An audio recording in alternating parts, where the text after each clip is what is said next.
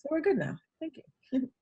Okay, so we're going to start. So welcome everyone to the inaugural launch of HABNET's Women Entrepreneurs and Executives Committee. My name is Rita Pierre and I am the chairwoman for the committee, and I'll also be your moderator for this evening. So a little bit about WEE HABNET. WEE HABNET is the women empowerment branch of HABNET, and HABNET is the Haitian American Business Network. We are a networking platform that connects current and aspiring entrepreneurial and professional women. WEE HABNET harnesses the leadership skills of women and helps prepare the next generation of entrepreneurs and executives. This initiative will be held quarterly, each time featuring women from different industries who will discuss their entrepreneurial and professional journey to leadership and success. The speakers will serve as a cadre of women who will inspire and mentor current and aspiring women entrepreneurs and executives. HABNET is continuing its mission to support and promote entrepreneurship, investment, and civic engagement with an emphasis on women empowerment. We encourage all of you to join WEE HABNET, to tell your friends about WEE HABNET, and you can do so by visiting our website at www.habnet.com. And so tonight we have an amazing, amazing program for you, and we want to kick off this event with an invocation. But before we do so, I just want to see if the president of HABNET has a few words for everyone tonight. Jackson? If Jackson is here. If not, we can get some words at the end. I don't see Jackson. Okay. Okay, so we're going to move forward with the program with our invocation, and this will be given to us by our lovely committee member, Marcia Melendez. Good evening, everybody. Infinite and most Holy Spirit, we thank you for this opportunity to gather as a collective group once again, to learn from our special guests, to learn from one another, and to fellowship with each other. We thank you for this day and every day that you give us, for the blessings, the opportunities, and yes, even the challenges. We thank you for bringing us safely through this last very challenging year that we all experienced.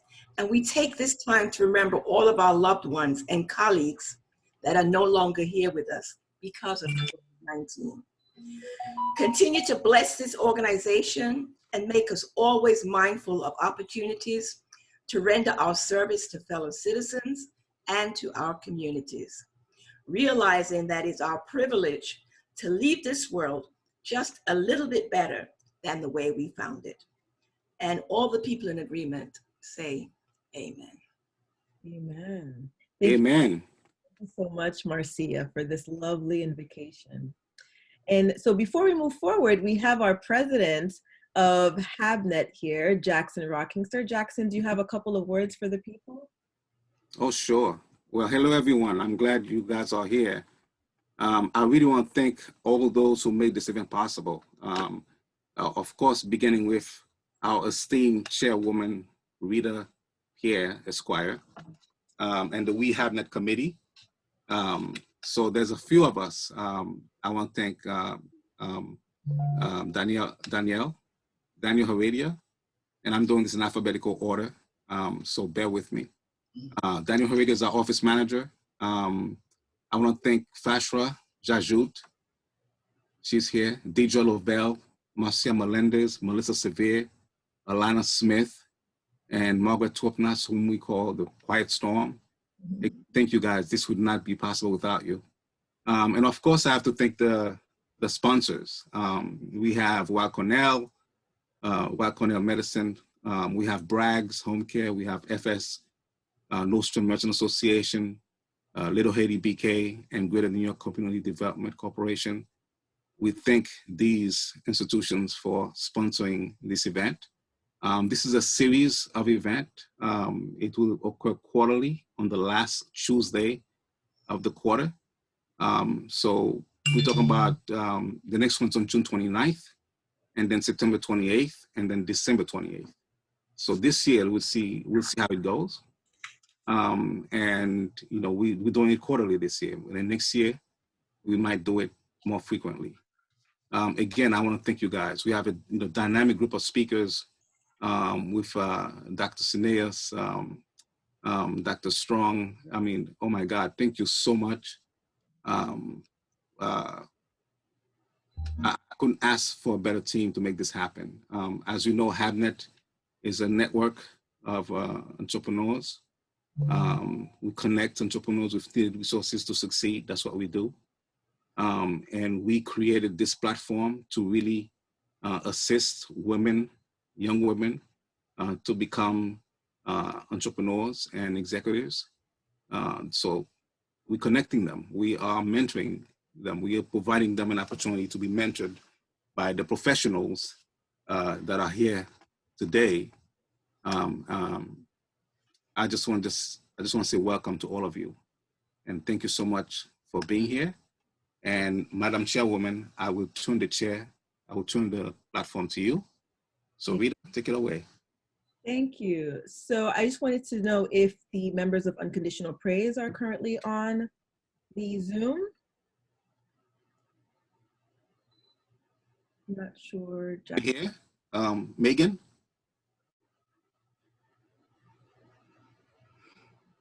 She did register. I did see a Megan earlier. Megan Rosenberg. Yes, I'm here.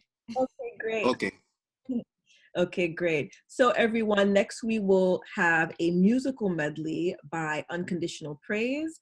They will be singing a medley consisting of the American National Anthem, the Haitian National Anthem, and the Black National Anthem. So please enjoy.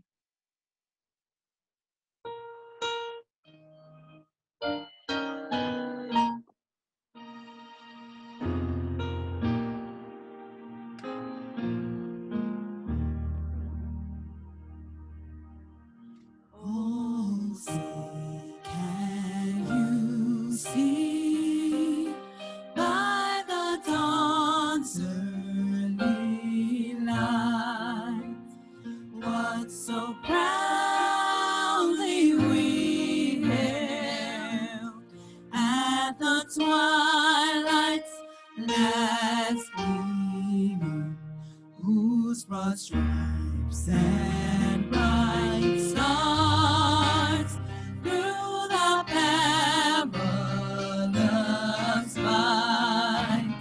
O'er the ramparts we watch, were so gallantly streaming, and the rockets red glare, the bombs bursting in air, gave proof to the night that our flag was still there. Oh, Saint us that star-spangled banner yet wave,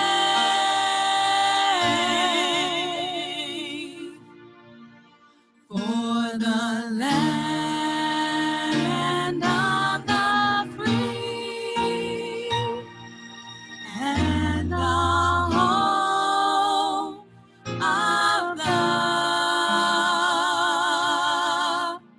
brave.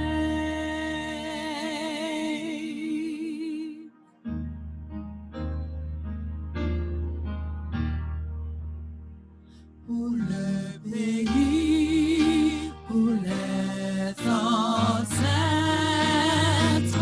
marchons unis, marchons unis, dans nos coins de tête, tu sors, soyons seuls, lève-toi. Marchons unis pour le pays, pour les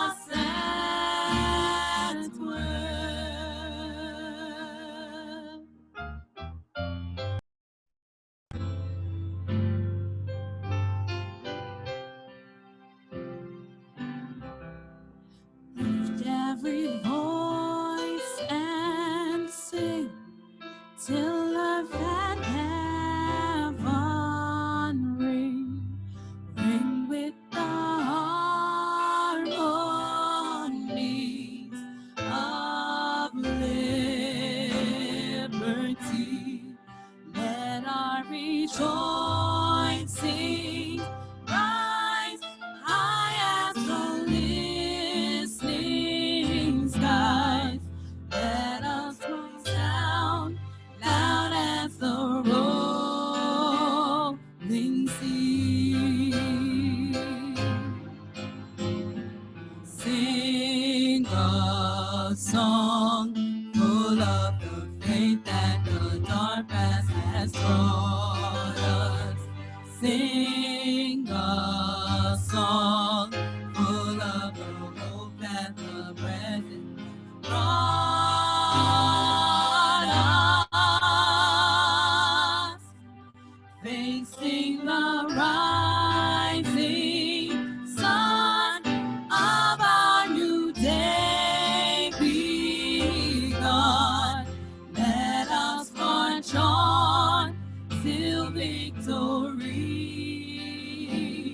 is won.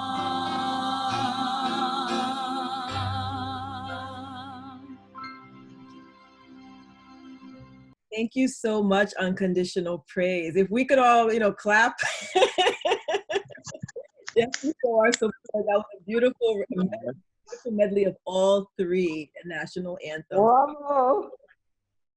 Thank you. And so at this time, it's going to be my pleasure to introduce the panelists for this evening. And so first we have Dr. Natalia Cineas, who serves as a Senior Vice President and System Chief Nursing Executive. She is the Co-Chair, Equity and Access Council for NYC Health Plus Hospitals, which is the largest public healthcare system in the nation. Thank you and welcome, Dr. Cineas. Next, we have Dr. Greta Strong, who is the Administrative Project Manager for Department Initiatives. She is the Co-Chair for Diversity, Equity, and Inclusion, and Administrator for Quality and Patient Safety and Community Outreach in the Department of Neurology at Weill Cornell Medicine. Thank you, Dr. Strong, and welcome. And last but not least, we have Carla Durandis, who is the founder of Black Women Getting Into Tech, an online platform for Black women with marketing and other creative professional backgrounds looking to break into the tech industry. Welcome, Carla Durandis. And again, thank you, panelists, for taking the time and being part of our inaugural WEE HABNET event tonight. Thank you for having me. Yes, thank you. And so this is just for the audience. We definitely want you to participate in this event. So if you have any questions, please put them in the chat and we will get to them as we can. Just a note, again, Dr. Cineas will have to leave us a little early tonight. So if you have any specific questions directed toward her, please indicate that in the chat and include those questions as soon as you can. Okay, so at this time, I'm going to ask each of the panelists in 2 minutes or less to just let us know a little bit about who you are, where you're from, and how you embarked on your journey to executiveship. And so we can start with Dr. Cineas. Good evening, everyone. Thank you so much for having me. I'm excited to be here. So let's just see my career in 2 minutes. Okay. So first and foremost, I am a proud Haitian American, and I see my sister on the line. Elange is here. Hi, Elange. Thank you so much, Rita, for inviting me. I was born at Kings County Hospital, which is one of the hospitals that I now oversee. And ironically, a few weeks before applying for this job, my appointment, it's an appointment when you become a senior vice president, you're actually a corporate officer at New York City Health and Hospitals. I visited the emergency department at Kings County. And when I visited the emergency department, I saw the wait, that it was so long. And I thought to myself, we've got to do something about this in the community. And I applied to the job because I wanted to make a difference. So going back, I have several degrees. I received my baccalaureate of arts in psychology from Stony Brook. I have my baccalaureate of science in nursing from New York University. I have my Master of Science in Management from New York University as well. And then my doctorate of nursing practice from the George Washington University with a concentration in nursing leadership and quality management. So, throughout the years, when I started school at SUNY Stony Brook, I worked at the health center there. So I always knew that I wanted to do something in healthcare because my mother worked at Maimonides Medical Center in Brooklyn for 25 years. But I never knew what it was exactly. And after graduating from Stony Brook, I became a clinical aide at New York University Health Center, working in an administrative capacity. So I loved administration. I was promoted every year for 3 years while working there. I loved administration. While working there, one of the nurses said, "Natalia, I think you would make a fantastic nurse. You get along with people, you're compassionate, you're caring, you should apply to nursing school." So I applied to nursing school while working full time, and that was really hard. And I'm sure we'll talk a little bit about that today, juggling, school full time and working full time. And I was accepted to the last part-time evening program at New York University. Upon graduating, I became an ICU nurse at Columbia Medical Center. And while working in the ICU, I missed administration. And so I decided, after a lot of prayer and introspection and self-reflection, I decided to go the administration route versus the nurse anesthetist route. And I'm very happy that I made that decision. So that's when I embarked my education on the path of administration. It's been a journey. I've started out with leading a team of 40 people to 140, to becoming a director of nursing at Mount Sinai, then a senior director of nursing, then a deputy chief nursing officer at Mount Sinai. After I left Columbia, working for Dr. Oz and leading teams at Columbia. But eventually, again, when I looked at my career and I thought, I want to make a difference in the community, I decided to interview for this role. After meeting with 11 people, I was appointed the role, which is now overseeing 9,600 nurses and over 400 social workers. So the scope is large, but it's an amazing, amazing role. So I look forward to talking a little bit more about that this evening. So thank you for having me. Thank you, Dr. Sinayas. You're welcome. Next, we have Carla Durandis. Hi, yes, thank you so much for having me and for the invitation. It feels amazing to be here, a part of this conversation. So I was born and raised in Miami, Florida. I then went to undergrad at Howard University, where I studied marketing and advertising sales.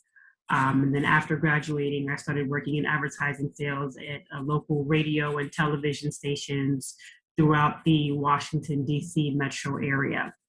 I pretty much always had a knack for marketing and all things advertising, all things sales. I had my very first job in marketing when I was 17 years old, and it pretty much kind of stuck with me my entire career in some way or another.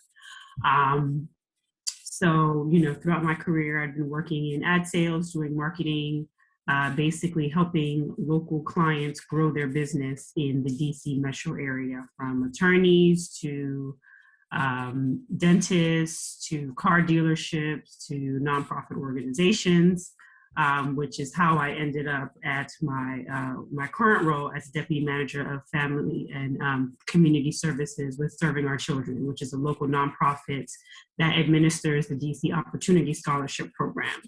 The DC Opportunity Scholarship Program provides K through 12 private school scholarships for low-income families who are looking for quality education for their children. So it's a federally funded program, which basically it makes a difference really to a lot of families who otherwise would not be able to afford a private school education for their child in the DC metro area.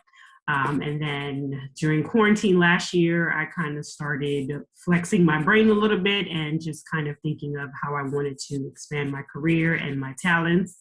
And then I started thinking about how I wanted to merge my marketing and advertising capabilities with the in the tech space, since that is the growing field that is basically going to be changing the world and how we look at everything from professional development to food to products and services. So I decided that I wanted to take my next career steps within the tech space, but realized that I don't have a tech background, or I don't have any tech experience, or I don't even really know what a tech career would look like for me. I do marketing, I do advertising. What does that look like within the tech space? So I started a community called Black Women Getting Into Tech because that was my journey to finding out what it is that would benefit me within the tech space and how I could apply my skills to tech. So the community is now over 10,000 Black women who, like myself, are trying to transition their career, but don't have the background, don't have the knowledge, don't have any of the career experience. So we've been basically growing, expanding, hosting weekly meetings, just encouraging each other, motivating each other, sharing resources, and basically just serving as a platform to help as many Black women looking to get into tech as possible. So very excited to participate in this conversation today, and thank you again for having me. Thank you so much. And last but not least, we have Dr. Strong.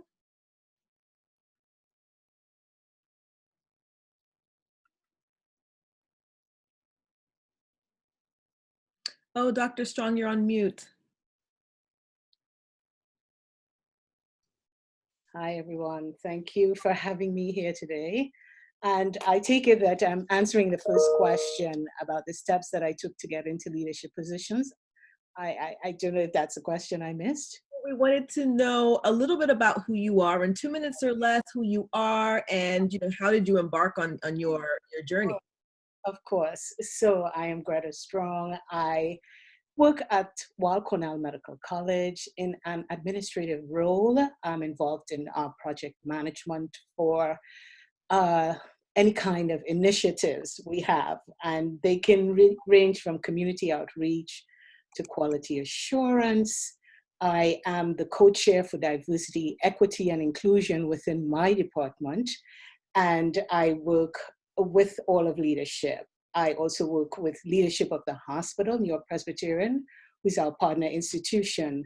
I sit on the Dean's Community Advisory Board along with Professor Rockingster, who is also a member, and we are involved in a lot of community initiatives.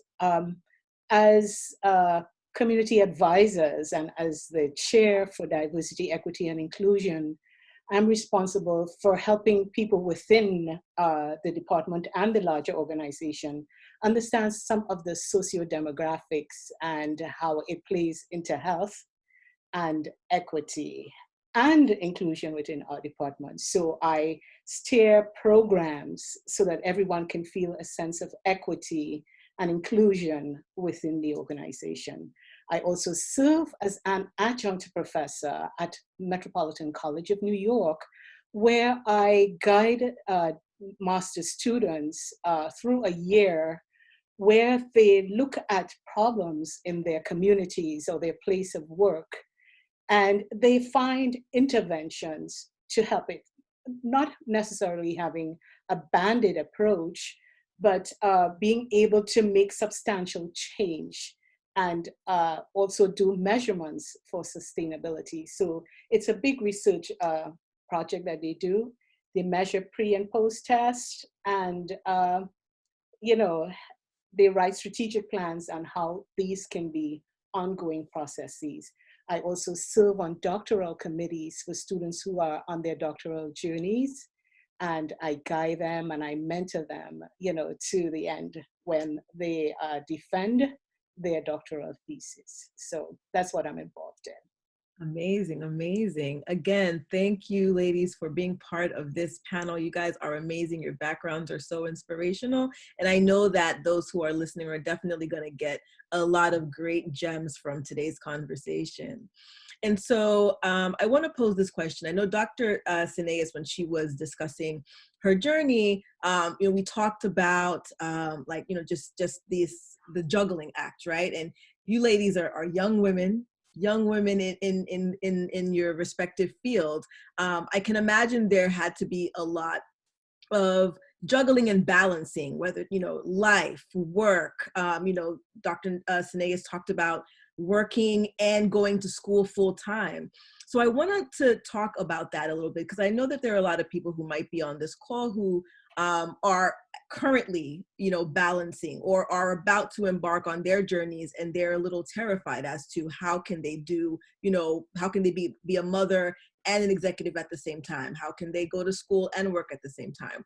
So I can start with you, Dr. Sineas. If you can just talk to us a little bit about, your juggling act, as we alluded to earlier, and, what was that like, and what types of advice could you give to individuals who are currently facing this, this issue? Right. So I think it never ends, the juggling act. Just today, I had to drive to Manhattan from New Jersey to get to my doctor's appointment and come back for this evening's program. I think it takes time management. You talk about project management that Dr. Strong just talked about. It's all about time management for me. I have a calendar right here where I literally, this is an amazing book, by the way. It's called 30 Commit, and it includes my personal and professional goals. So it makes you commit every month. So I, take care of my parents, myself. I have my hobbies in the morning. Every morning I work out, I pray, I have a prayer room, and then I work really long hours. And it's all about ensuring that I just remain balanced and I, know how to decompress. Right now, I'm actually in a postdoctoral program. I also teach adjunct at Columbia for 5 years. I'm on several boards. So it's all about time management and prioritization and making sure that every aspect of my life is being fulfilled to the best of my ability. And knowing when to unplug and ensuring that I don't forget myself in the middle of it all, because it's really a lot, but I love it. But that's why I really believe in prioritization and making sure I remain organized. I also have an amazing administrative assistant that helps. But nevertheless, for those that may not, it's really a matter of also staying focused. For those that are fully in school and working, that required a lot of focus and really blocking out the noise that can happen so that you can succeed. Nursing is really hard. There's pathophysiology. It's not easy. And we're seeing a lot less minorities go into the math and sciences. And so it requires a lot of preparation and dedication. So I think remaining organized, remaining focused, having a good support system. You mentioned personal life. So I have a very peaceful, significant other that doesn't cause drama in my life, which also helps, right? And so really making sure that I'm grounded spiritually has also helped. Thank you for that question. You're welcome. And Carla, I'm going to send that question to you with respect to work-life balance. How is there such thing as work-life balance in trying to become an executive, becoming an entrepreneur, et cetera? Yes, definitely. So one of the things that I had to learn and learn really quickly on this journey to entrepreneurship is not only, remaining grounded, but trying to find the environments that make me feel grounded. Like, when do I feel the most productive? When do I feel the most stressed? Am I, is my brain fully functioning more between the hours of 7 to 10 p.m.? And if so, maybe that's when I dedicate my time to, working on getting a project done. Or, what type of ambiance do I like to set for myself that will allow me to be the most effective or productive at work? Do I need scenery? Do I need music? Do I need candles lit? Do I need a certain type of lighting? Because I realized that if I don't have any of those things, then I tend to maybe just kind of like fall into a rut. And, I'm a firm believer in, like, your environment predicts what your productivity levels are. And that's really big for me. So if I'm, stuck in a room where it's, not well lit, and, I don't have like plants surrounding me, kind of like giving me a certain type of vibe or something like that, I just tend to not feel as, preppy or bright or feeling energetic. So I tend to really be mindful when it comes to creating the type of environment that makes me the most productive, and listening to my body. Honestly, if I wake up one day and I'm just like, hey, I need to lay here until 12, because that's what my body needs, then that's what I'm gonna do, because I understand that, my body is saying, hey, this is what you need for today. This is what's going to bring out the most results.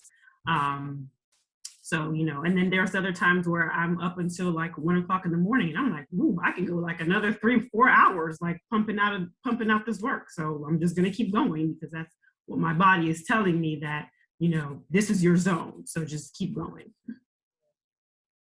Now, Dr. Strong, same question, but with a little bit of a twist, because I know that you are a mother, and a lot of people are, you know, when they're thinking about, you know, their career, their professionalism, and then children, it's like, how do I handle all this? How do I, you know, master this, you know, this new universe? So, you know, how have you been able to navigate your journey through being a professional and executive and, you know, being part of all of these boards and doing all these amazing things that you're doing while still being a parent at the end of the day? So what I did, I led by example. The first thing I did was to communicate to my daughter and to my husband what my quest was. And I know that there was some frustration with my husband, but he became my biggest cheerleader because he saw my passion for education and for work. And he always told me that I had this strong sense of duty, which he grew to admire and became my biggest cheerleader. You can't ignore passion.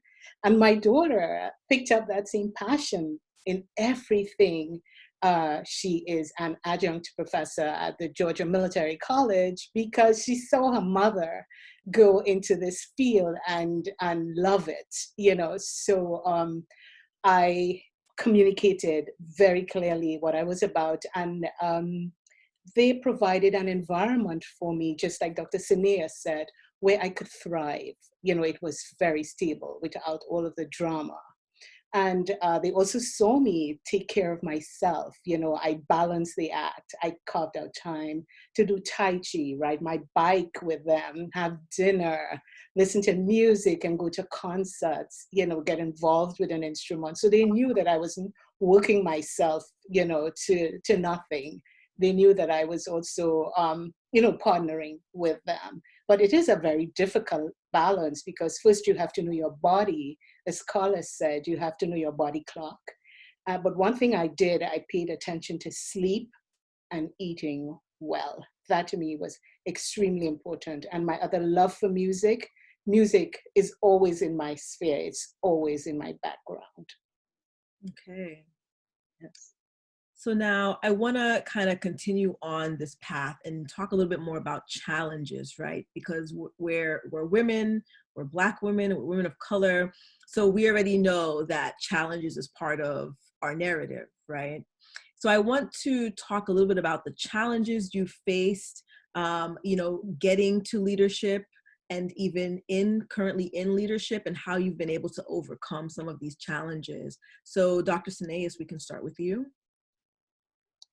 Sure. So nursing is very non-Black. For those of you, if you think nationally, you know, we're fortunate at New York City Health and Hospitals where over 40% of our nurses are Black, 37% approximately are Asian. We're working on our Hispanic nurses that are about 8% and 12% are Caucasian, but that is not reflective of nursing nationally. And so I think I would have to definitely say, to become a chief nurse executive, race was definitely a factor. Very few nurses looked like me in administration. I remember at one point applying for a director job, and it was as if I was trying to become a Michelle Obama in the White House. You know, it was almost like, what do you mean? That's what you want to do. And it was hard to remain resilient. But, you know, I had to identify mentors that didn't look like me to really prepare me for the role. I mean, so I'm very grateful for those who were not Black, but have supported my journey. So I think definitely race was a challenge, and age. I look young. I don't think I'm as young as I look. I hope not. But I think definitely, you know, some sort of reverse ageism, but I definitely think age is also a challenge. So I think what I've had to do is really work really hard to really prove that I know what I'm doing in every role that I've had. And I think those are the number 2 challenges that I would speak to. tonight when you asked me that question. Definitely race and age. Okay. Now, do you think, Dr. Sineas, that these challenges limited your progress at all? Was there a point where you felt like these challenges did actually limit you? I think that it didn't limit me because I wouldn't be where I am, right? But I think it made me think differently. So I remember the moment where I said to myself, okay, I need to find the people who are getting the jobs that I want. And I need to see what they have that I don't have. And so I had to have that realistic conversation with myself. Okay, I don't have this, that. So I'm gonna make sure I get all of that as a Black woman. And then I'm gonna see if I don't get the job, right? And so I prepared myself. I got certified, I got all the degrees, I got the experience.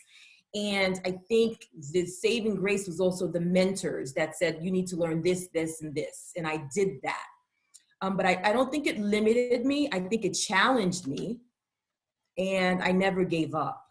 And I continued to prepare. And that's hard because, no one would allow, I don't think at my level, at the executive level, particularly in the field of nursing, to allow someone to get to a level where they are not prepared. And you might get it, but I don't know if you would be successful. So those are the steps I had to take to be academically prepared, socially prepared, to understand that as an executive, there's a certain decorum that you have to know.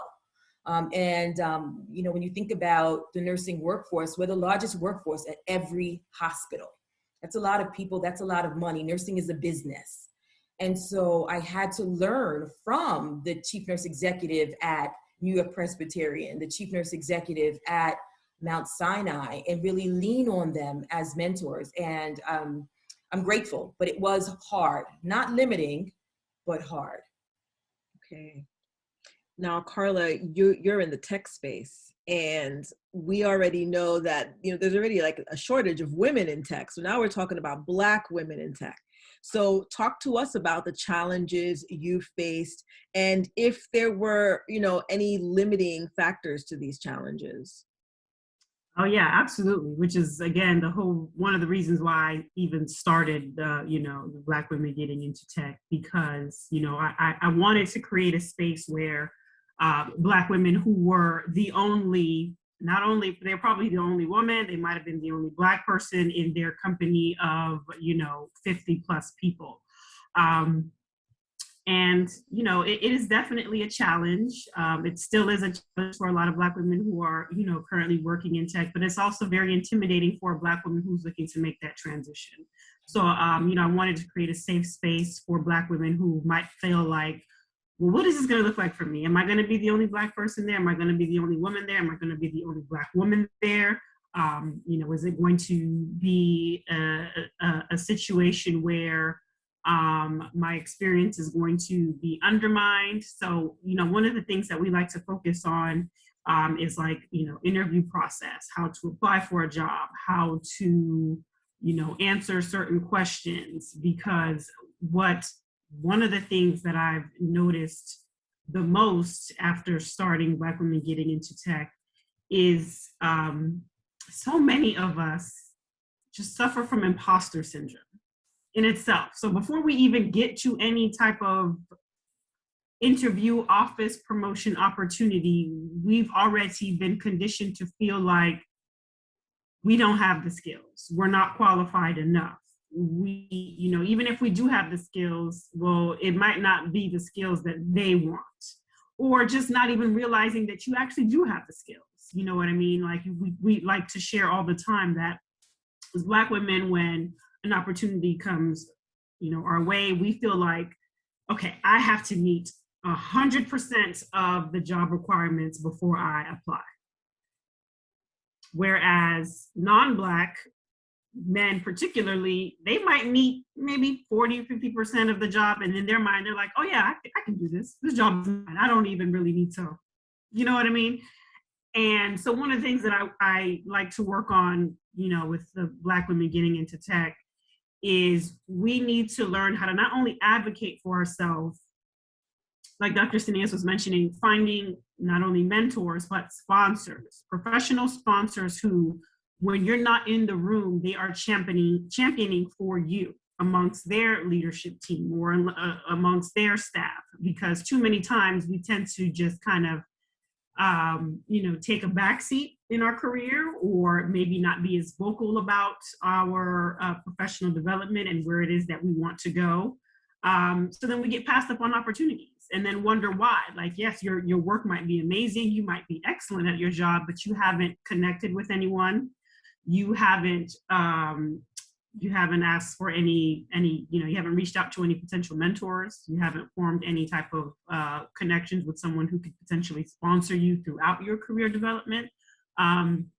So yeah, there's definitely challenges. I want to get to a point where we can maybe not overcome all the challenges, but be a lot more aware of them up front and kind of face them head on. Because like I said before we even sometimes reach the opportunity or reach the chance to enter this space, a lot of us are kind of just stuck mindset wise, feeling like we're not enough, or that we are not qualified enough, or just undermining the skills that we have that these companies are actually looking for.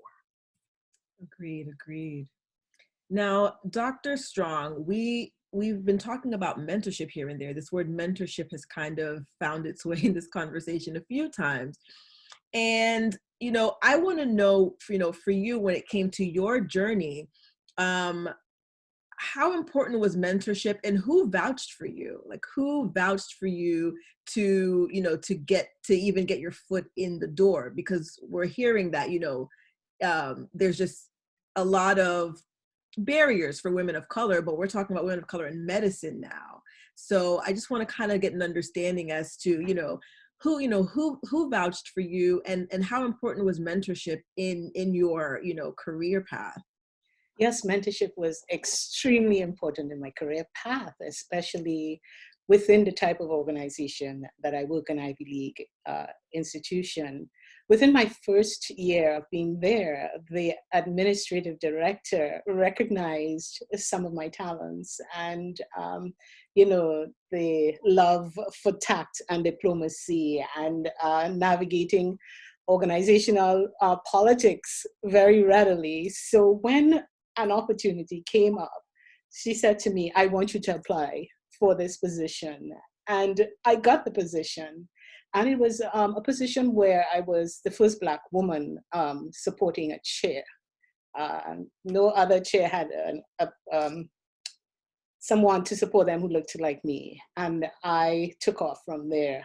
I became an integral part of his team. And he was a researcher, and I decided I was going to learn everything that I could learn about research and support him. And I aligned my mission and vision with his, which was to educate, to do research, and to provide excellent care. So that sent me off on other paths of quality assurance, reaching out to the community and letting them know of all these great programs we have within Weill Cornell. I mean, he was definitely an advocate. And whenever I felt stuck in any part of my career, there were other people that I would reach out to, other sister organizations, and some of the leaders that I met and interacted with. And I would pick their brains just to find out how they got to where they needed to go. If someone said something to me that I thought was a personal slight or some form of microaggression, I would discuss it with them, even though they were not of the same race, and I let them know how I felt about it. And, they would pacify and soothe me. I believe that's the role of a mentor. And I just continued to blossom and to grow within the organization. But mentorship was extremely important. And whenever projects came up, opportunities came up, I made sure that I had this can-do attitude, just as Dr. Sinia Sankala said.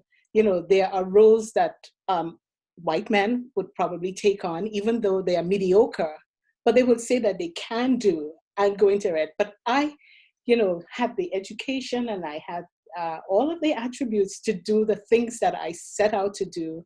And I always try to do it with a touch of the alchemist. When you apply alchemy to everything that you do and it shines, people cannot ignore it. they become your advocates. So I worked very hard at perfecting everything that I did within, my sphere. One thing that I, heard from Dr. Sineas, you were talking about mentors, that the mentors didn't necessarily look like you. Right. And I find that a lot of times we are looking for mentors that look like us, and we pass up opportunities to be taught and to be mentored and to be groomed into, leaders and executives. And so some may be wondering, how can I find a mentor if there's no one in my current organization that I feel, can be that mentor? Or let's just say the organization doesn't really provide that type of support, particularly for women of color. How can I find somebody that can, put me under their wing and really teach me the ropes so I can succeed? And Dr. Sineas, I can throw that one to you. So I have a lot of secrets for this one that I'll share tonight. A couple of my gems. I have informal and formal mentors. I don't think I've ever worked for a boss that couldn't teach me anything. So I've never worked for someone that I don't respect. I think that's rule number one. So if they can't educate me, if they don't promote my development, my growth, I will not be working for you. I'll never forget when I received this appointment. I was in California, and my boss at the time was, I want to say in Dubai, someplace really far. And he mentored me for 30 minutes right before transitioning to the new role. So that's one. Then I have a handful of mentors that are diverse. Some are African-American, some are Caucasian, and I have retirees. Retirees have a wealth of knowledge. And I've walked up to people and said, can you mentor me? And I've just aligned with them. I have this amazing mentor by the name of Dr. Jamsetta Boyce, who I bumped into her at an alumni event at NYU. We just started talking, and she was a retired chief nurse officer. That same day, she sent me like scripture and prayed for me. I'll never forget, she sent me like Jeremiah. And ironically, I downloaded an app, and it was just amazing. We're still connected today. So I've got retirees, I've got bosses, I've got at least a handful, if not two, I would say up to 10 mentors. And in every role, I've needed different types of mentors. So I don't have the same that I had 5 years ago. It evolves and it changes based on what I'm doing. And I continue to connect. And it might be a short term for a project, but I lean on different people for their expertise. And that's been really important for me. Okay. So now I want to shift a little bit to organizational culture, right? And how important is organizational culture when considering an executive leadership role? Because we're talking about mentors, Dr. Strong mentioned microaggressions, and it sounds like, culture seems to really play a big part in maybe your success in a particular role or environment. So I guess, Carla, I saw that you were nodding your head. How important would you say is organizational culture when considering an executive, leadership role? Oh my goodness. Woo. On a scale of 1 to 10, I would say 20. That's something that I always inquire about whenever considering a position. What is the organizational culture? How are you guys celebrating wins? How are you guys sharing successes? What do you consider a success? Do you guys advocate for group wins? Is everyone kind of on their own, on an island and just doing their own thing? What do the interpersonal relationships look like within the organization? It's funny that you mentioned that, because at one point along my career, I'm not going to say when, but I was actually brought on board to, I guess, shake the table at an organization that hired me. And it was a mess. It was a mess.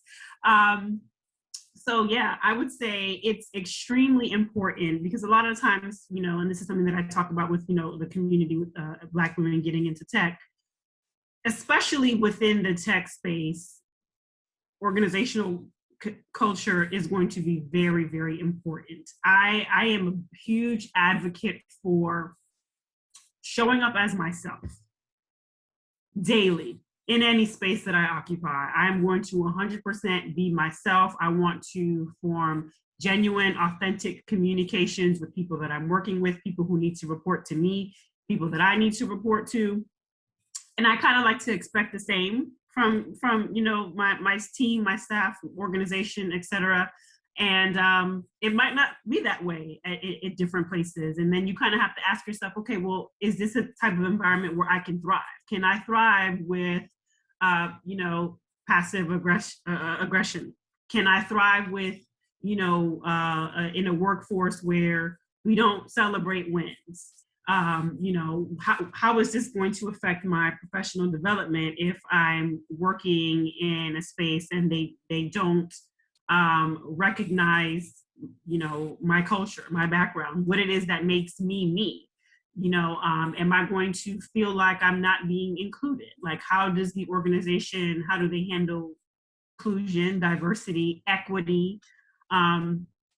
So, you know, that's something that I kind of like to talk about within the Black Women Getting Into Tech community. You know, if you're considering a position, if you're interviewing for a position, you should be interviewing them as well, because you want to make sure that not only, you know, they're interviewing you to make sure that you're a good fit for the team, but what does your team look like? What is the fit of the team? Like, how do I know that this place is a good fit for me? Like, how can I bring my best to a space or to an organization or to a company where they're not bringing that out of me? If I feel like I'm always going to have to, like, you know, I have a target on my back, or too much cattiness, there is no work-life balance, and they expect me to, you know, be at work until midnight.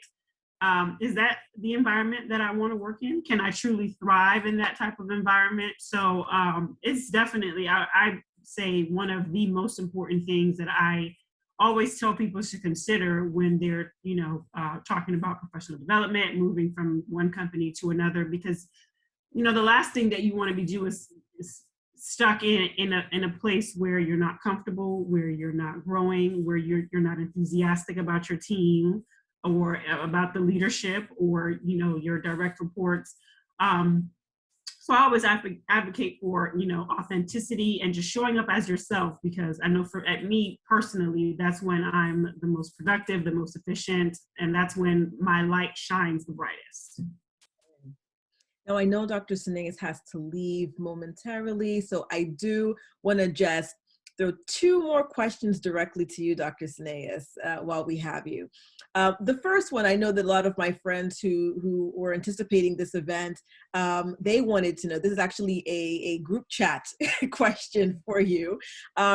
They want to know, I guess, what qualities one must possess to be named 2020's 50th, or what was it again? How you become the 2020's most influential clinical executive. I think it was 50 most influential executives was exactly what the headline for Modern Healthcare said. And that's such an honor, because on that list, you also have Dr. Fauci.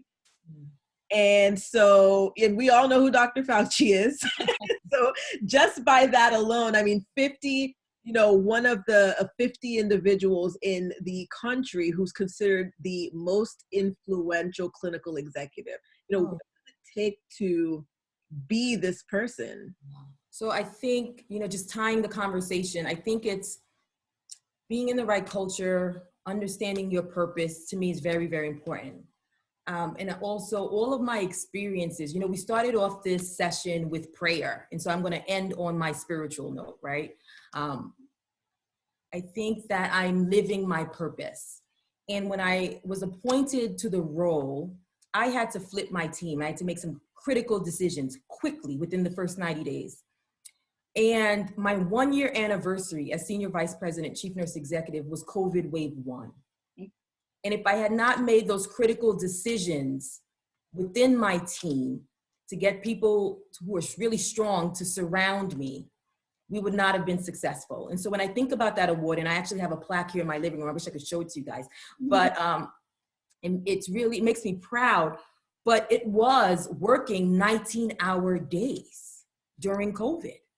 It was thinking quickly on my feet and changing the way that we bring in nurses, where we couldn't orient them in an auditorium anymore. I had to create what we call a virtual deployment center, where human resources is in one building, I'm at home, IT is in another building, we're all communicating, and we had to bring on 5,000 nurses within weeks. And that takes a lot of work. That means me staying up all night, checking their backgrounds, making sure there are no felons coming into the hospitals, making sure that they're trained appropriately around COVID-19, making sure they have PPE, all so that we can save the 1 million New Yorkers that we serve annually. So those were critical decisions, and working really hard every day with my team to deploy these 5,000 nurses. Now for COVID Wave 2, we deployed 1,694 nurses, and we also brought in the Air Force and the Navy and the Army nurses and the medics, those teams to help us care for New Yorkers. And you saw Elmhurst on the news, and Coney Island in Brooklyn right now still has a lot of COVID-19 patients. But that award, I think, is an indication of just hard work, very little sleep. As you know, Rita, we lost our uncle in Haiti in the middle of it all. I got the call. And that was really juggling. We talk about juggle, work-life balance, personal and professional all at once.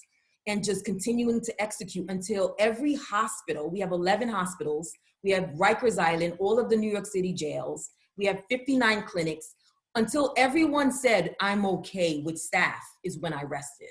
And so I think, and also just staying in touch with, Governor Cuomo, Mayor de Blasio, him and I, we did a town hall, staying in touch with Dr. Fauci and PPE. So all of that was what that award was about. But it was really hard work of all of, those on my team and myself that we were able to really think quickly on our feet with the worst global pandemic ever, just a catastrophe. Thank you. So, Dr. Sineas, with all of that you're saying right now, if somebody might be saying, "I want to follow in her footsteps. Like this is what I want to be. Like I'm inspired." What advice can you give to someone who is wanting to follow in your footsteps? I think step one is get ready to work hard. Realize that nursing, if you want to do the nurse executive role, nursing is 24/7. And so there's really, like right now, someone can call me, like my boss can call me at 7 p.m., right? And so there's no, I left the office. It's a 24/7 role at this level. You have to understand that that's that level of commitment. Don't get me wrong, if you're on vacation, you can check your email once a week, but I remain that committed. The other thing I would tell everyone, it goes beyond the title. Like, it's really nice to be a senior vice president, chief nurse executive. It's really nice, to really do so much. But the beauty is I'm doing it for my community, right? And the beauty is we're doing research, as Dr. Strong talked about, for Haitians and diabetes. We just won 5 community grants around skin cancer among African Americans. We just received $150,000 grant to look at, the social determinants of health related to African Americans. So the beauty with my role is the fact that I'm able to give back to my community. The one thing I also want to end with is my brand, my legacy in life is not just pulling someone up, not just mentorship so that you can become an executive. It's how are we giving back to our communities? There's not enough of us to not give back. So when you become the tech, when you become the researcher, when you become the vice president, when you become the professor, what are you doing to give back to your community, right? To me, it's pointless if I'm not giving back.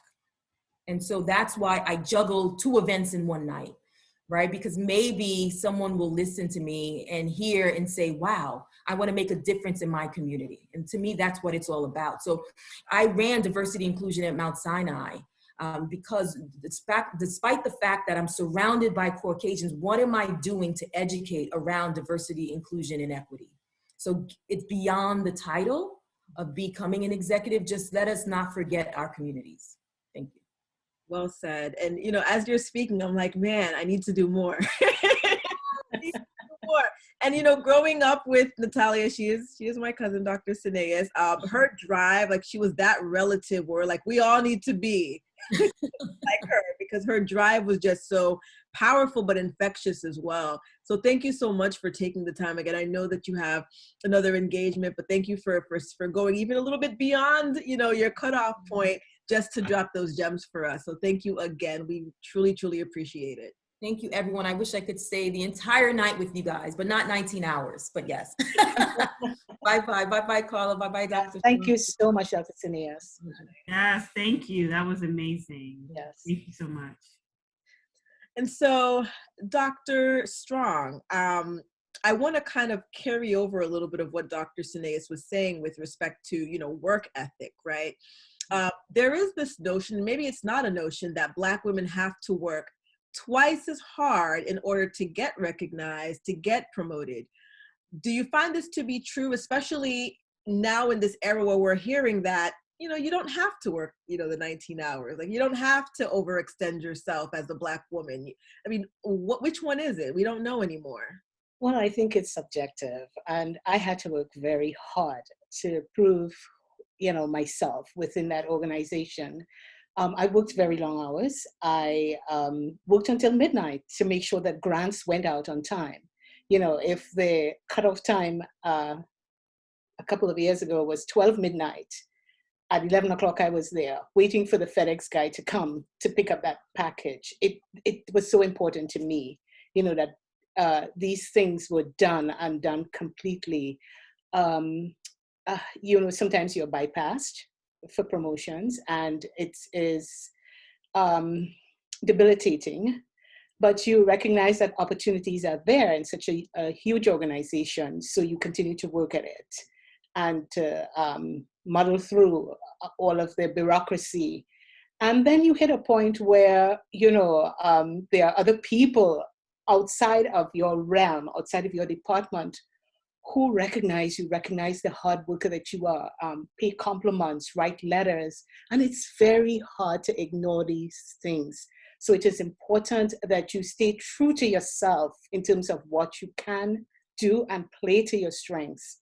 There are other people listening, there are other people looking, and say sometimes whisper into the right person's ear, you need to do something about moving her along. You need to get on committees within your organization and work diligently and work hard, you know, with a sense of ethics and values and integrity. You know, I always tell people we build character along the way. And character is when you are outside of the room and people say things about you, because people will talk about you and people would want you to work with them. And if people within your sphere, your department, are not looking at you, other people are, and they are hearing what other people are saying, and the awards keep coming and the recognition, and it's very difficult to keep up that kind of like foot on your neck behavior. And you have to get someone inside who believes in you and who would advocate for you. And most times it's the person that you're supporting, where you go to him and you pour your heart out. What is it? What is the problem? Why am I not, you know, being promoted to where I should be? And, you know, most times, you know, they get it, you know, because they recognize that you are looking and that you are paying attention. So I think you should pay attention. You should recognize when you're being bypassed. And of course, there's something called self-determination, where you have to stand up and speak for yourself, not aggressively, but be very assertive of what you see and call it out for what it is. That's what I would say, you know, but we do have to work twice as hard as everyone else to prove, you know, that we are just as good or better. And Carla, what are your sentiments on that? Do you also believe that, you know, as Black women especially, that we do have to work twice as hard in order for us to even be seen? I think that definitely applies to a lot of Black women. Traditionally speaking, that's just always been how it is for a lot of Black women. I think we're at very interesting times now, especially within the past year. So much has happened with the Black community, from George Floyd to, you know, several different other, you know, horrific stories that we all are aware of. And I think this is a, you know, window of opportunity for Black people in general. I think a lot of organizations and a lot of companies have, over the past year, I guess, recognized our struggles and have committed to making a difference. And I think now is an opportunity for Black women in particular to hold these organizations and these companies, hold them accountable. You know, there's so much of, we're so sorry for everything that you've experienced. We're going to dedicate and pledge all of these resources and all of these money. And I like to tell people that I would be the one to hold that organization accountable for that. If you truly want to make a difference within the Black community, hire more Black women. Pay more Black women what you would pay the white men who are working there currently. And just keep doing that to those in the organizations who are making that commitment, who are trying to, you know, who are out there pledging to do X, Y, and Z. Okay, do it. let's see you actually do it. I shouldn't have to now be working twice as hard and working till 4 o'clock or whatever the situation is, because if you recognize that we've been at a disadvantage for so long and you've already made the commitment to change that, now is your opportunity to do so. So I do think traditionally, yes, we have struggled through that and we've had to work twice as hard, but I think the opportunity has presented itself currently where, you know, we can say, hey, we have had to work twice as hard, but why? Because I'm just as qualified, if not even more qualified than my white counterparts. So I like to think that while traditionally, yes, Black women, Black people in general have always had to work twice as hard, I'm a firm believer right now, stepping on necks, shaking the table and say no more, because we are qualified. We are bringing, you know, we're bringing magic to the organization. Black women have been undervalued for so long. And if these organizations and these companies are pledging to make the commitment to change, then we need to hold them accountable. I agree. I agree too. Now, Dr. Strong, I know that you're co-chair for Diversity, Equity, and Inclusion. And so I want to ask you, do you find that current diversity initiatives are helping Black women to obtain leadership roles and executive roles in this climate? Yes, well, I don't have the numbers on that, but I believe that it is. A lot of diversity committees are putting a number of programs in place, you know, things like buddy programs, women in neurology, an ombudsperson within the department so that they can hear grievances, peer-to-peer mentoring so that women can thrive in the workplace. We have a no tolerance policy for microaggressions. We are involved in race and allyship. We have had that difficult conversation on race and with people expressing what kind of microaggressions take place and calling people out in terms of what you can do whenever you see microaggression taking place. And I think it is helping to make the field equitable. Whether it will ever be truly a level playing field, I'm not too sure, because this has been ingrained in the fabric of this community. But we have to challenge some of those systems. We have to speak up. And whenever we see people in difficult situations, and I don't care who it is, what race or ethnicity, we have to call it out, because it is something that is so ingrained that people sometimes don't even recognize it when they're doing it, because they have always sat at that seat of privilege. So we have to say, well, you know, I want to be to be at the table too. I have all of the qualifications, and diversity committees must do a thorough inventory of what can be done in the workplace for retention and promotion of, the most stellar workers. And I hope this rings true for other diversity committees in other organizations and departments where I work. But we are doing our very best to make sure that we recognize women of color and their contributions in the workplace. Okay. And so looking at time, I did try to give the audience an opportunity to ask any questions, but I do have a few more for you, Carla and Dr. Strong. So confidence is essential, right, when we're talking about leadership and being in executive roles. But Black women often find that when they try to exude this confidence or this assertiveness, they're seen as aggressive or quote unquote the angry Black woman. So how can a woman exude this confidence and assertiveness in the workplace, in her leadership role, without being dubbed as angry Black woman? Is there any way to even avoid that?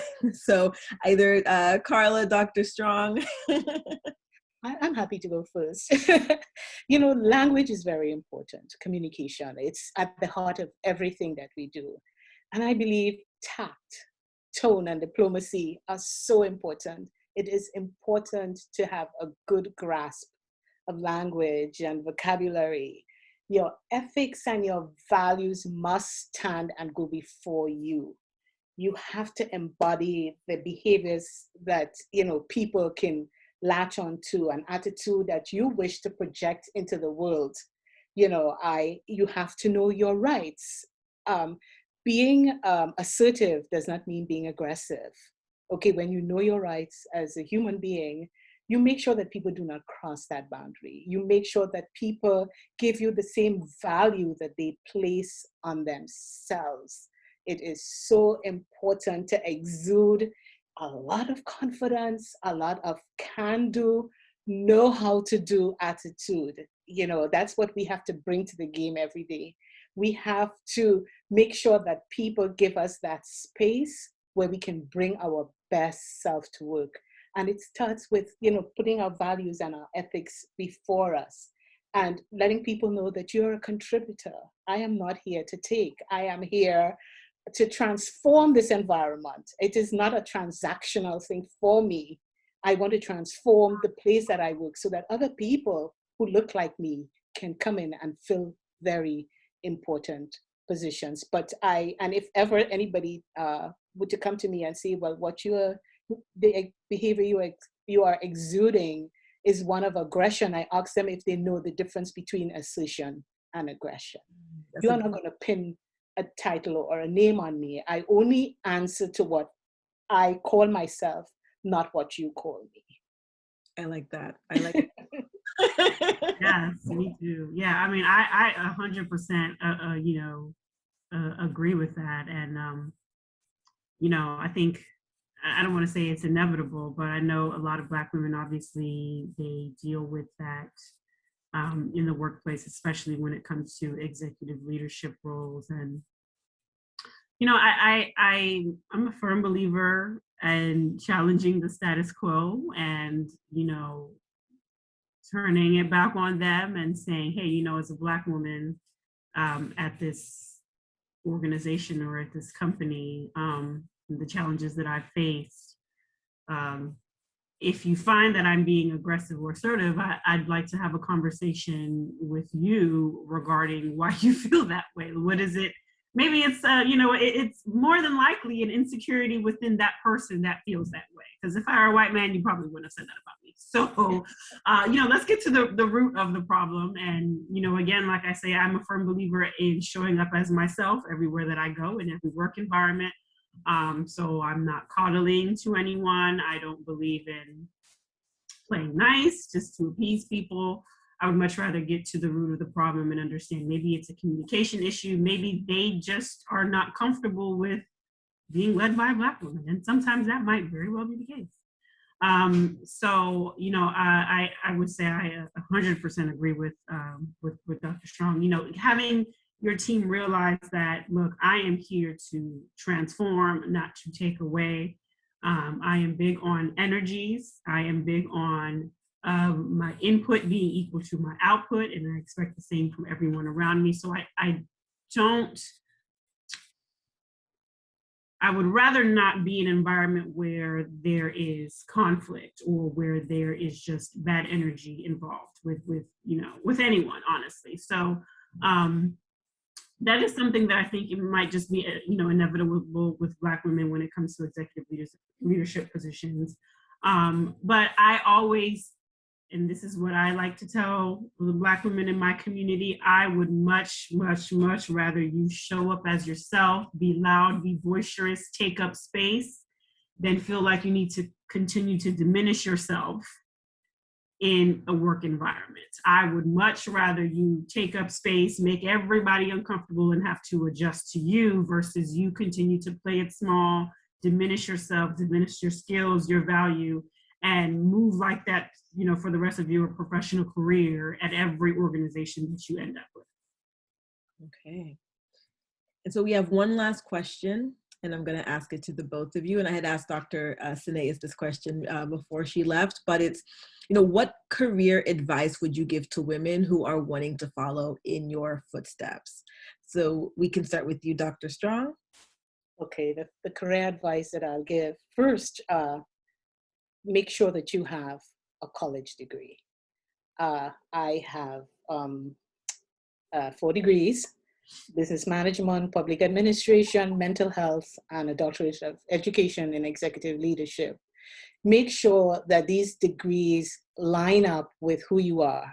Develop a sense of value for what you have done. Do not take your education for granted. There is a psychological completeness about education that gives you the confidence that you can do a lot of things. The path to success in a career is multimodal. It's a number of things. It's the energy you put in, just as scholars say, and it's what you will reap from it.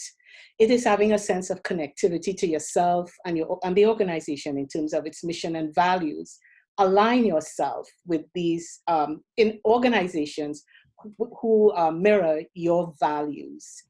Be your authentic self, as Carla said. You show up for work every day, you know, knowing that you are authentic and that what people see is what they get.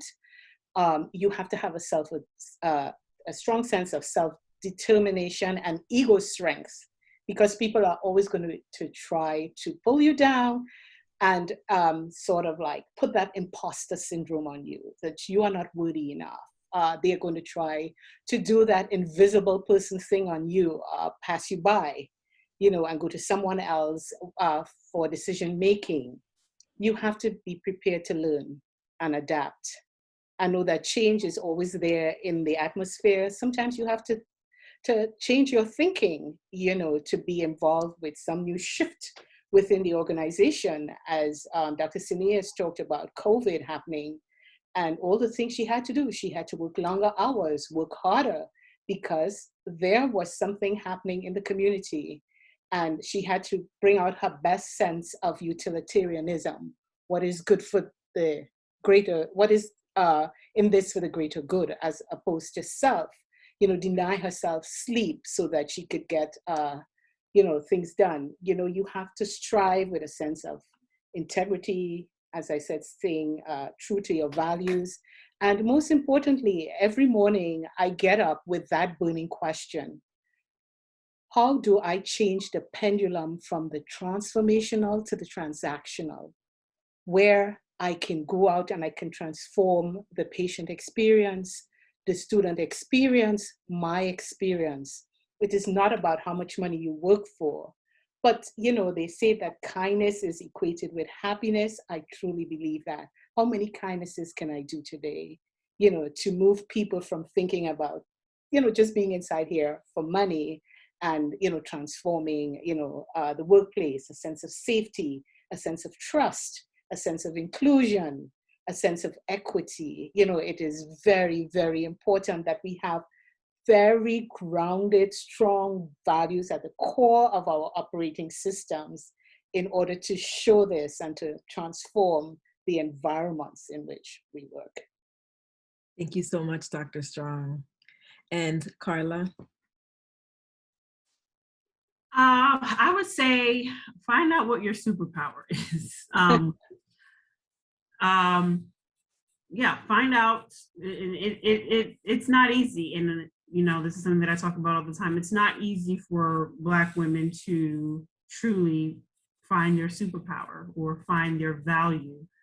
We've been conditioned to be very humble for some reason, not be, you know, not brag or not boast or not speak highly of yourself, not champion for yourself. But I would definitely say you eventually have to come to a point where you do that, because no one will champion for you the way that you can, and you will. Even if you have a mentor or a sponsor, you know, those things are absolutely important as well. But it starts within. You know, you have to recognize the value that you bring to any organization or any company that you're looking to join. And you have to be able to speak to that superpower. And I work with a lot of employees who work at different FANG companies. They talk about that all the time. Finding your superpower, understanding your strengths, understanding the value that you bring to an organization just for being a Black woman. Honestly, there's so much value in that we call that the seasoning. A lot of these companies, they don't have your seasoning. They don't have your superpower. So, you know, just recognizing that you are enough, coming from a place of abundance, recognizing your skills, the values that you're bringing, and then being able to speak to that at all times, because no one is going to do it the way that you can for yourself. Thank you so much, ladies. Again, like this information, I mean, I'm looking at the chat, people are like, oh my gosh, this is amazing. So much information has been given through this panel. And I wanna give you both the opportunity to share how people can contact you, because I am getting some requests in the chat. How can we get in contact? What's the information for the organization? So if Carla, if you can just please give us the contact information for the group that you founded, for the organization that you founded, so that some of these people can follow you and probably be part of your tribe. Yeah, so if you visit our website, and I'll end up posting it in the chat too, because it's kind of long, but it's www.blackwomengettingintotech.com. So I'll type it in here, but there's a questionnaire on the site. It pretty much just kind of asks you where you are in your professional development, what area of tech you're interested in pursuing, if you've started any boot camps or anything like that, just to kind of give us some more information about where you are and how we can help. And then at the end, there's an option if you want to join our Slack group. You can check that box and then you'll be added to our Slack group. Our Slack group, we kind of just share resources, job opportunities. We also have a mentorship pairing program right now with Textile, fashion tech company based out of LA that oversees Savage X Fenty, Just Fab, Fabletics. So if you're interested in a professional mentor within the tech industry, you can also sign up for that. So if you want to reach me personally, I'll also post my email address on here, but it's my first name, Carla, C-A-R-L-A, dot my last name, which is DURANDISSE@gmail.com. And I'll post both of those in the chat because I know it can be a lot. Thank you so much, Carla. And Dr. Strong, how can we get in contact with you? Of course. I am at gstrong, G-S-T-R-O-N-G, at med, M-E-D, .cornell, CORNELL.edu. I put it on the chat, and my telephone number is 212-746-6575. And I know you asked the question if we are willing to mentor young women. Absolutely. Great, great, great. No, amazing. And again, thank you so much for just sharing your time with us tonight, because although it's a Tuesday night, there's still a lot going on. You guys are very busy women. And so I'm just really excited that you guys made the time to be with us and to be, you know, part of our inaugural event. This is our first WE HABNET event, and you ladies were part of the magic. So thank you again. Thank you, Retha, and thank you, Jackson, for having me. Thank you to my fellow pleasure. panelists, Carla and Yes. Dr. Sinias. Yes, thank you so much. This was an absolute pleasure. Thank you so much for reaching out and inviting me. This was a wonderful discussion, and I'm so appreciative of, for being a part of it. And Carla, we must stay in touch. Thank you Yes, so much. definitely. I'm gonna reach out to you. But yeah, so I posted my information if anyone wants to reach out. I know I was getting a few direct messages, so I'll try to keep that information on file. But please feel free to send me an email. You can find me on LinkedIn. Visit the website, and yeah, you can find me either of those ways. Okay, great. And so to end the night, we have a very special spoken word artist by the name of Luna, who is going to grace us with some very powerful and inspirational words. Luna?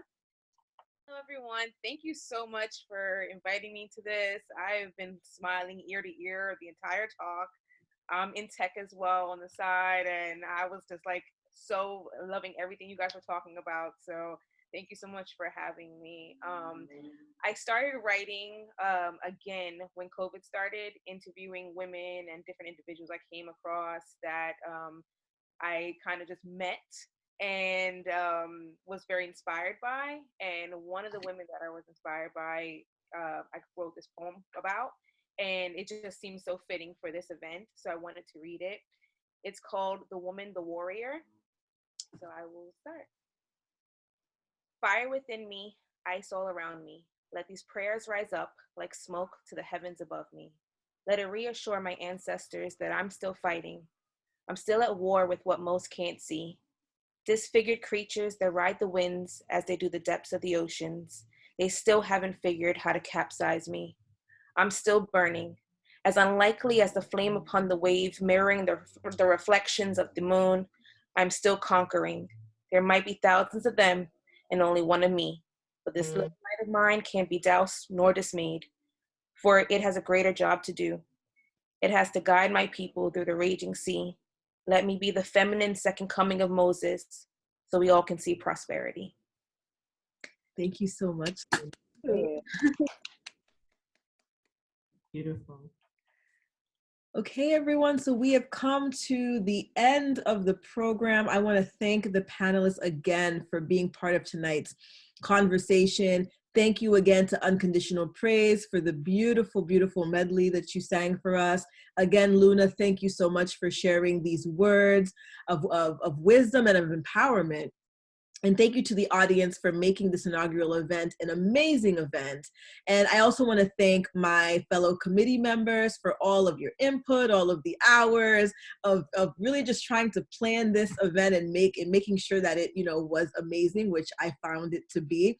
So thank you so much for all of your work. And I look forward to continuing this work with you.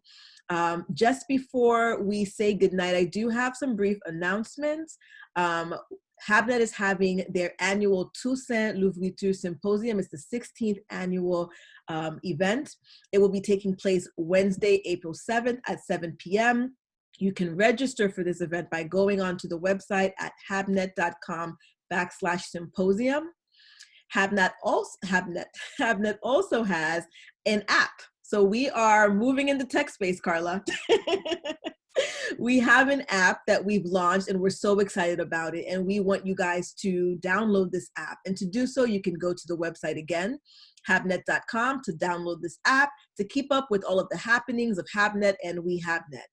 And please don't forget to join the WE HABNET committee. This is only the beginning of the work that we are going to be doing. We would love for all of you to participate, to be, you know, members of the WE HABNET committee. And you can join the WE HABNET committee by going to our website. If you notice, everything is on our website. We're very centralized.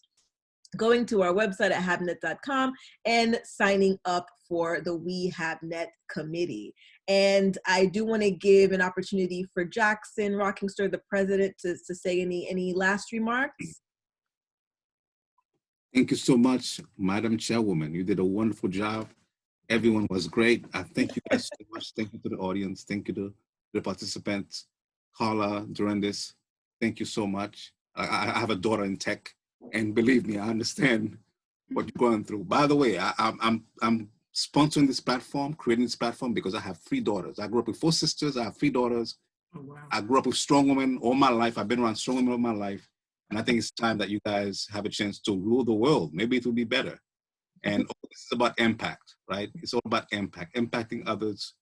Hopefully they will impact others as well in a positive way. Thank you so much. And by the way, if you're not a member, join HABNET at HABNET Commerce. Be a member. Thank you, guys. All right. Thank you, Jackson. May our tribe increase. Yes, indeed. And with that being said, everyone, thank you again for spending your Tuesday night with us. Have a wonderful week, and I look forward to seeing all of you signing up for the WE HABNET committee. Right. Thank you again. Thank you. 29th, the next one. Bye-bye. Bye.